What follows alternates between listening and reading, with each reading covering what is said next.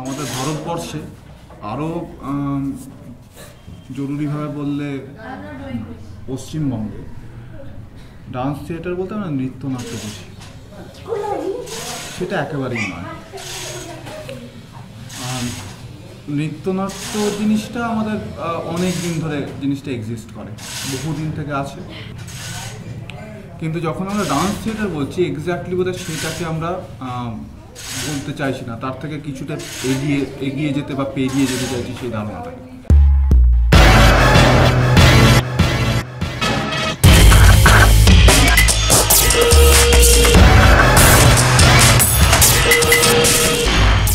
এটা মূলত আমার কাছে দুজনের অসম্ভব অনুপ্রেরণার জায়গা হচ্ছে, একজনের নাম মার্থা গ্রাহাম বলে একজন ভদ্রমহিলা, আর একজনের নাম হচ্ছে পিনা বাউস।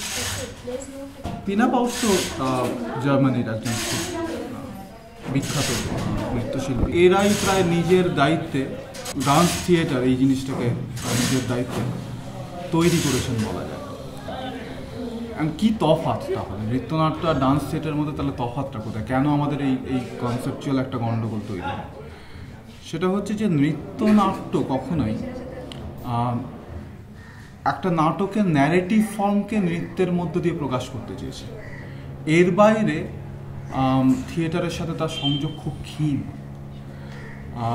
রাদার যেটা আধুনিক থিয়েটারের চর্চা বা নাটকের চর্চা ভারতবর্ষের ক্ষেত্রেও, তার প্রাথমিক অভিমুখ ছিল যে নৃত্যের থেকে সে কতটা বেরিয়ে আসছে, কতটা বাইরে বেরিয়ে আসছে, এবং অন্য সমস্ত যে ফর্মগুলো যার সাথে নাটকের প্রাইমারি কানেকশন রয়েছে বলে আমরা মনে করি, যেমন ন্যারেটিভ তৈরি করা, স্টোরি টেলিং, এই সমস্ত কিছু থেকে থিয়েটার বেরিয়ে আসতে চাইছে।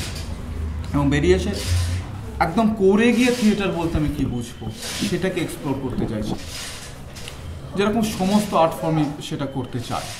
এক্ষেত্রে দাঁড়িয়ে আমরা যখন ডান্স থিয়েটার বলছি তখন সে ডান্সটা থিয়েট্রিক্যাল ডিভাইসকে অ্যাপ্রোচ করতে চাইছে, অর্থাৎ তার শরীরে থিয়েটারের ডিভাইসকে ধারণ করতে চাইছে, এক্সপ্লোর করতে চাইছে কী করে থিয়েটারের ডিভাইসগুলো নাচের ছন্দের মধ্যে এনে ফেলা যায়।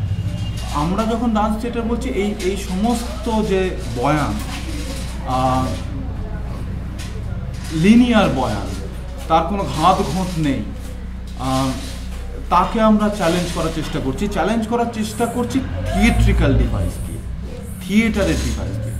কারণ থিয়েটার অনেক কাল আগেই একভাবে এই ফ্র্যাগমেন্টেশনকে একভাবে অ্যাপ্রোচ করতে পেরেছে, যেটা অন্য আর্ট ফর্ম এত সহজে করতে পারে। থিয়েটারের স্পেসটা খুব একভাবে ফ্র্যাজাইল, থিয়েটারের স্পেসটা একভাবে খুব ফ্লেক্সিবল, সে তার এই জায়গা দেওয়ার ক্ষমতা রয়েছে। থিয়েটার যে কথাগুলো প্রাথমিকভাবে বলে ওঠে যে থিয়েটার করতে আর কোনো কিছুর দরকার পড়ে না, কস্টিউমের দরকার পড়ে না, লাইটের দরকার পড়ে না, এগুলো এক্সটার্নাল, যেটা ছাড়া একেবারেই করা সম্ভব নয়।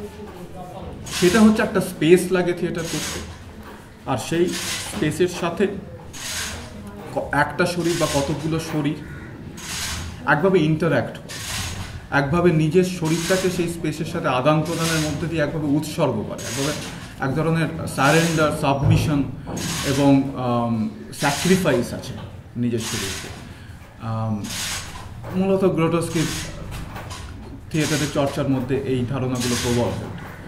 পরবর্তীকালে নাচও এই ধারণাকে নিজের শরীরে ধারণ করতে চায়।